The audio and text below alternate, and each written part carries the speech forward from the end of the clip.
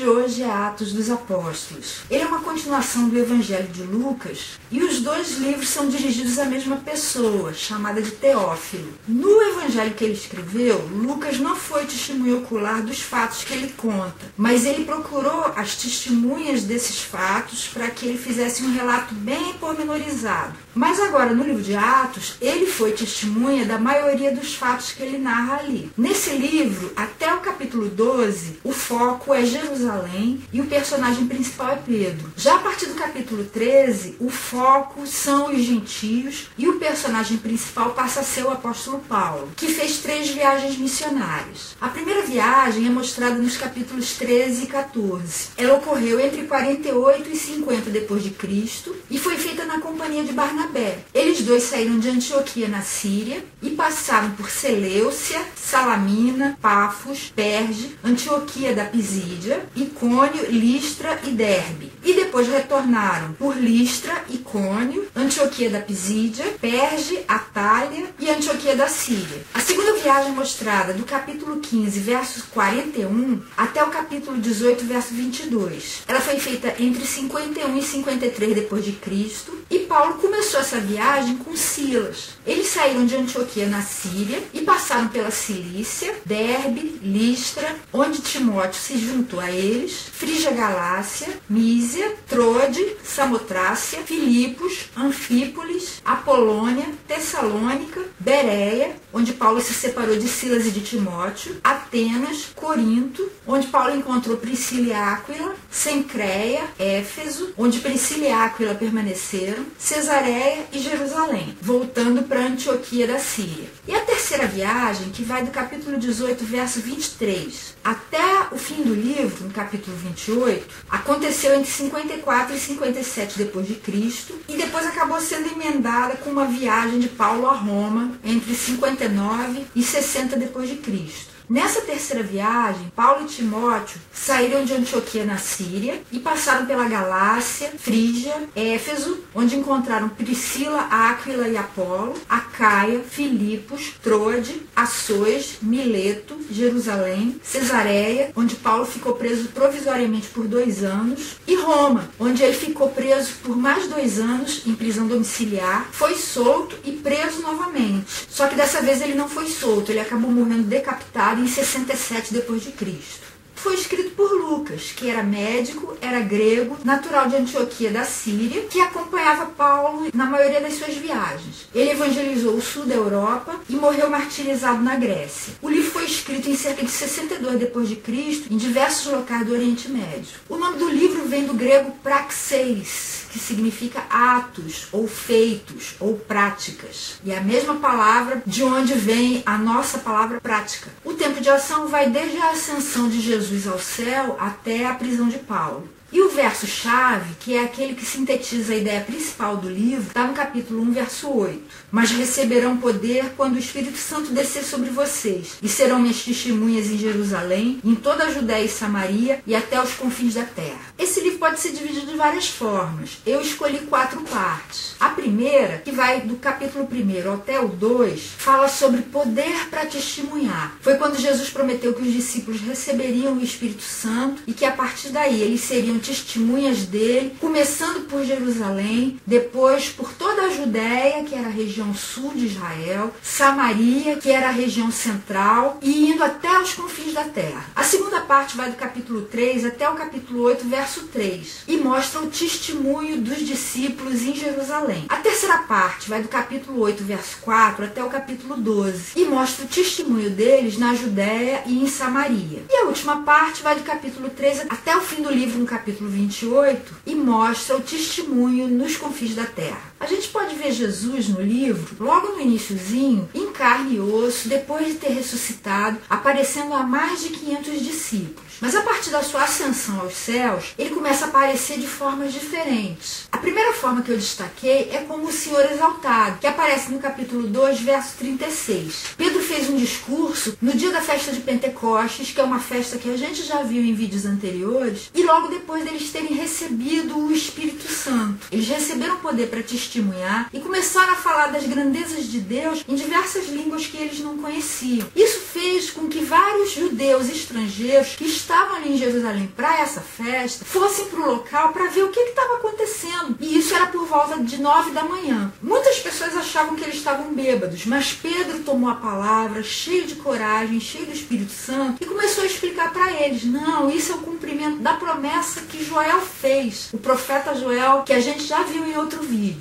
E no meio de seu discurso, Pedro fala assim: portanto, que todo Israel fique certo disso. Esse Jesus a quem vocês crucificaram, Deus o fez Senhor e Cristo. E Jesus aparece várias vezes no livro assim, sendo exaltado no testemunho dos seus discípulos. E a segunda forma como ele aparece é como o seu Espírito guiando os discípulos. Lá no Evangelho de João, no capítulo 14, Jesus estava conversando com os discípulos durante a última ceia. E ele havia falado que ele iria voltar para o Pai, mas que ia mandar um outro consolador, um outro conselheiro para ficar com eles. E no verso 26 ele falou assim: mas o conselheiro, o Espírito Santo, que o Pai enviará em meu nome, lhes ensinará todas as coisas e lhes fará lembrar tudo o que eu lhes disse. E quando chega no capítulo 13, a gente vê bem claramente o Espírito Santo dando orientações aos discípulos. No verso 2 está escrito assim: enquanto adoravam o Senhor e jejuavam, disse o Espírito Santo: separem-me Barnabé e Saulo para a obra a que os tenho chamado. E eles fizeram assim. Barnabé e Saulo saíram abençoados por eles e fizeram a primeira viagem missionária, que foi um verdadeiro sucesso. Muita gente se converteu e os gentios foram recebendo o Evangelho, foram recebendo essa boa notícia e se tornaram filhos de Deus também. E nós somos resultado disso. Até hoje, nós somos fruto dessa obra missionária que começou porque o Espírito Santo foi impulsionando os seus discípulos para que todo o mundo, até os confins da terra, pudesse ouvir a respeito de Jesus. E da mesma forma que os livros do Antigo Testamento, esse livro também é cheio de aplicações práticas. A primeira é que o testemunho dos discípulos é uma consequência natural da experiência de salvação deles com Jesus. É uma coisa que enche o coração deles e enche o nosso também, e faz com que, sem que a gente nem perceba, a gente se pegue falando a respeito disso para as outras pessoas. No capítulo 4, verso 20, eles haviam sido presos pelos líderes dos judeus que os haviam ameaçado, determinando que eles não falassem mais a respeito de Jesus e das boas novas. Mas olha o que Pedro e João responderam: não podemos deixar de falar do que vimos e ouvimos. É natural. É mais ou menos aquilo que Jesus falou no Evangelho de Mateus, capítulo 12, verso 34. A boca fala do que está cheio o coração. Se o nosso coração estiver cheio de coisa ruim, a gente vai falar coisa ruim. Se estiver cheio de ingratidão, a gente só vai falar coisas reclamando. Mas se estiver cheio de alegria, cheio do poder de Deus, cheio de gratidão pela salvação que Ele nos deu, a gente vai falar disso. Não tem como evitar. A segunda aplicação é que a gente não precisa ter medo ou receio de falar de Jesus para as outras pessoas, porque quando o Espírito Santo leva a gente a falar de Jesus para alguém, é porque ele próprio já está falando com essa pessoa. Lá em João, no capítulo 15, nos versos 26 e 27, Jesus falou assim para os discípulos: quando vier o conselheiro, que eu enviarei a vocês da parte do Pai, o Espírito da verdade que provém do Pai, ele testemunhará a meu respeito. E vocês também testemunharão, pois estão comigo desde o princípio. E tem dois exemplos disso no livro de Atos. Um está no capítulo 8, quando vem contando da conversão de um oficial da rainha da Etiópia. Filipe era um dos discípulos que tinha sido levado pelo Espírito Santo para ficar no caminho entre Jerusalém e Gaza, que ficava no litoral, e esse caminho estava deserto. E Filipe foi, obedecendo, ficou lá. Até que de repente veio um carro que estava conduzindo esse oficial da rainha, que estava voltando de Jerusalém e estava lendo em voz alta o livro do profeta Isaías. E a partir do verso 29 está escrito assim: o Espírito disse a Filipe: aproxime-se dessa carruagem e acompanha. Então Filipe correu para a carruagem, ouviu o homem lendo o profeta Isaías e lhe perguntou: o senhor entende o que está lendo? Ele respondeu: como posso entender se alguém não me explicar? Assim, convidou Filipe para subir e sentar-se ao seu lado. O eunuco estava lendo essa passagem da Escritura. Ele foi levado como ovelha para o matadouro, e como cordeiro mudo diante do tosqueador, ele não abriu a sua boca. Em sua humilhação foi privado de justiça. Quem pode falar dos seus descendentes, pois a sua vida foi tirada da terra? O eunuco perguntou a Filipe: diga-me, por favor, de quem o profeta está falando? De si próprio ou de outro? Então Filipe, começando com aquela passagem da Escritura, anunciou-lhe as boas novas de Jesus. Prosseguindo pela estrada, chegaram a um lugar onde havia água. O eunuco disse: olha, aqui há água. O que me impede de ser batizado? Filipe disse: você pode, se crê de todo o coração. O eunuco respondeu: creio que Jesus Cristo é o Filho de Deus. Assim deu ordem para parar a carruagem. Então Filipe e o eunuco desceram a água e Filipe o batizou. Você viu? O Espírito Santo já estava preparando o coração do eunuco para que ele entendesse quando Filipe chegasse perto dele para explicar. E outro exemplo está no capítulo 10. Havia na cidade de Cesareia um centurião romano chamado Cornélio. E esse homem era temente a Deus, dava esmolas, fazia o bem, orava. E um dia Deus mandou uma visão para ele. Nessa visão, um anjo apareceu falando que ele fosse até Jope, na casa que ficava na rua tal, era de um homem chamado fulano, e que lá ele iria encontrar Pedro e que chamasse Pedro para ir até lá. Ele ficou com muito medo, mas obedeceu às ordens. E quando os seus emissários chegaram em Jope, chamaram Pedro, e Deus já tinha aparecido para Pedro com uma mensagem ensinando a ele a não considerar imundo aquilo que Deus já havia santificado. Quando os emissários chegaram, Pedro entendeu o porquê daquela visão que ele tinha antes, porque os romanos eram considerados imundos pelos judeus, e resolveu ir com eles para Cesareia. E quando chegou lá em Cesareia, ele começou a testemunhar a respeito de Jesus. A partir do verso 44 fala assim: enquanto Pedro ainda estava falando essas palavras, o Espírito Santo desceu sobre todos os que ouviam a mensagem. Os judeus convertidos que vieram com Pedro ficaram admirados de que o dom do Espírito Santo fosse derramado até sobre os gentios, pois os ouviam falando em línguas e exaltando a Deus. A seguir Pedro disse: pode alguém negar a água, impedindo que estes sejam batizados? Eles receberam o Espírito Santo como nós. Então ordenou que fossem batizados em nome de Jesus Cristo. Depois pediram a Pedro que ficasse com eles alguns dias. E enquanto Pedro estava falando, o Espírito Santo também estava realizando a sua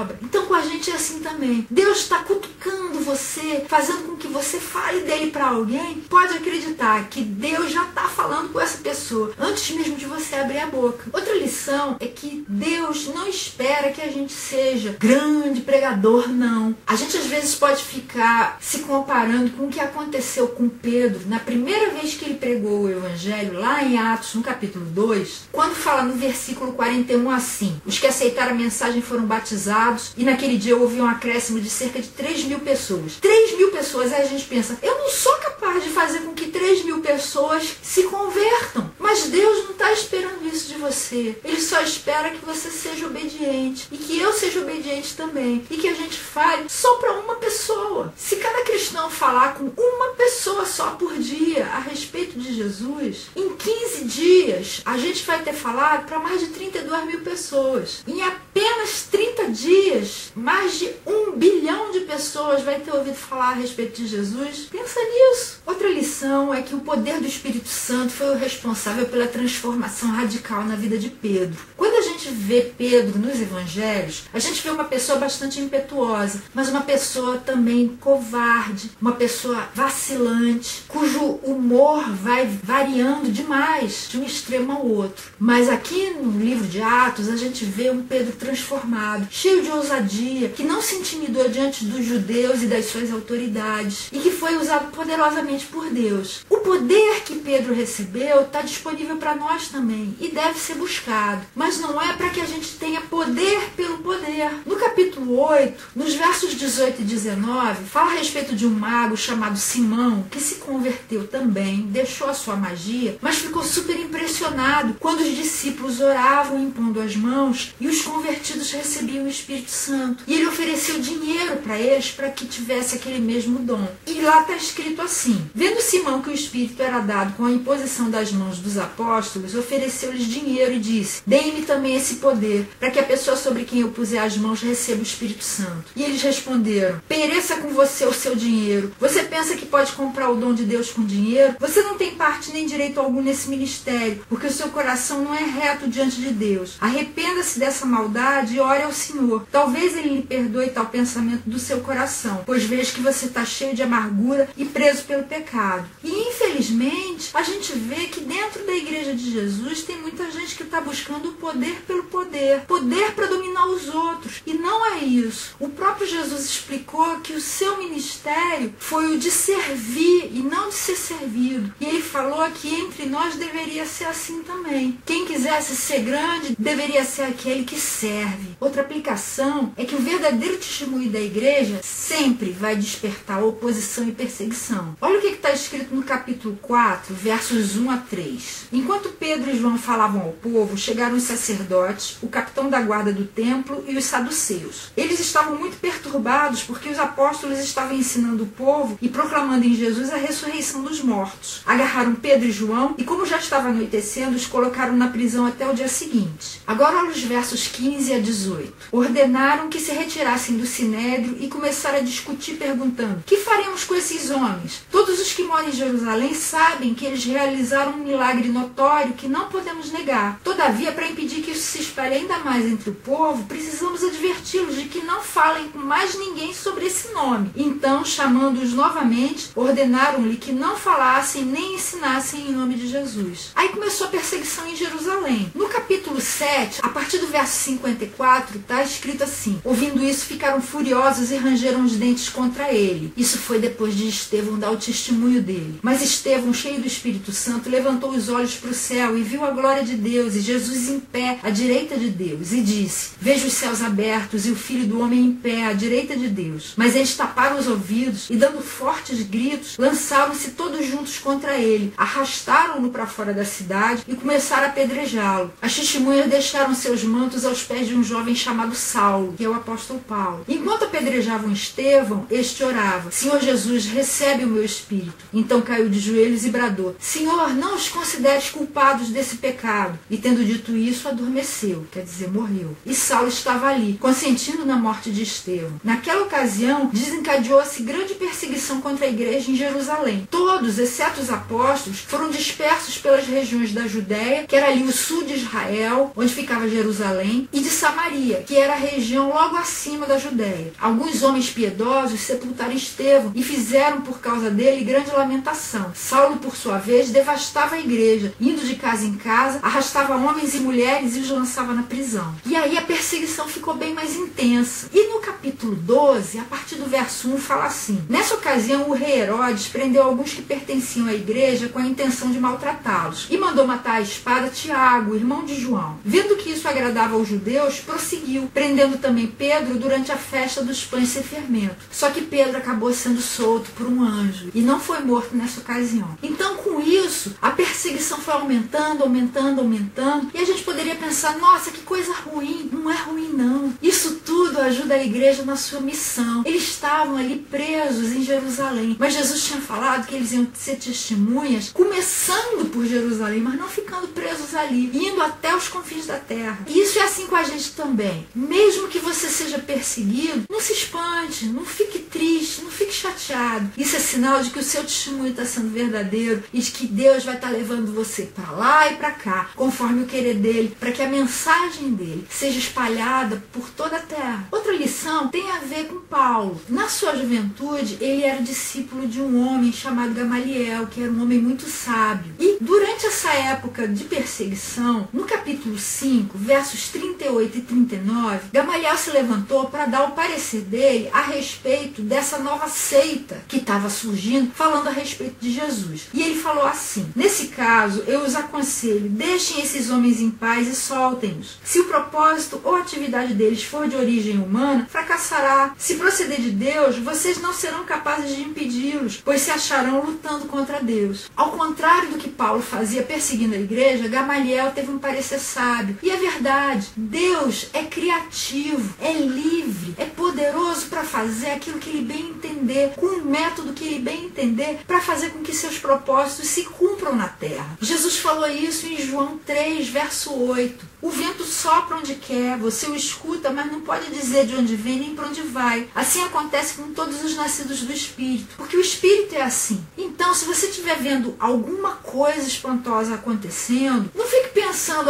isso não vem de Deus, porque eu nunca vi Deus agindo dessa forma. Deus muitas vezes age de formas inéditas. Entregue tudo nas mãos dele e fique observando. Se for de Deus, vai prosperar. Se não for, vai acabar morrendo sozinho. Outra lição é que se não fosse por Barnabé, Paulo teria continuado num caminho totalmente obscuro e talvez Deus não tivesse feito com que ele tivesse o ministério frutífero que ele teve. Olha o que está escrito no capítulo 11, versos 25 e 26. Barnabé foi a Tarso procurar Saulo e quando o encontrou, levou-o para Antioquia. Assim, durante um ano inteiro, Barnabé e Saulo se reuniram com a igreja e ensinaram a muitos. Em Antioquia, os discípulos foram pela primeira vez chamados cristãos. Paulo já tinha se convertido, mas os cristãos morriam de medo dele por causa do que ele fazia antes com eles. Ele era perseguidor da igreja e por causa dele muitos foram presos e até mesmo mortos. E a fama dele, anterior à conversão, fazia com que ele ficasse isolado das pessoas. Mas Barnabé foi alguém que teve visão e foi lá atrás dele em Tarso e levou ele junto para Antioquia. A partir daí começou o ministério de Paulo, suas viagens missionárias. Inclusive a primeira viagem missionária dele foi com Barnabé. Agora a pergunta que eu faço é: será que Deus não está querendo que você seja Barnabé na vida de algum Saulo? Procure alguém que esteja isolado, que não esteja encontrando o seu lugar dentro da igreja e seja você a inseri-lo dentro do corpo de Cristo para que ele possa florescer e dar muito fruto para a honra e glória de Jesus. E a última lição está no último capítulo do livro. Os dois últimos versículos falam assim: por 2 anos inteiros, Paulo permaneceu na casa que havia alugado e recebia a todos os que iam vê-lo. Pregava o reino de Deus e ensinava a respeito do Senhor Jesus Cristo, abertamente e sem impedimento algum. E acabou. E quando eu li essa passagem, eu pensava assim, mas que jeito estranho de acabar, abrupto. De repente acabou assim. Parece que está faltando um final. Você sabe por que está faltando um final? Porque o livro de Atos é um livro inacabado. Ele não termina aqui. Nós estamos continuando a escrever a história que começou em Atos. Jesus falou que o evangelho vai ser pregado até os confins da terra. Em Atos ele não tinha sido. Ele tinha só começado a ser pregado para os gentios em toda a terra. E nós continuamos com essa missão. Lembre-se disso. Nós também estamos escrevendo a continuação do livro de Atos. E esse foi o resumo desse livro. Na semana que vem, a gente vai começar a ver as cartas que foram escritas, em sua maioria, pelo apóstolo Paulo. Vamos começar com a carta que ele escreveu aos Romanos. Não perca!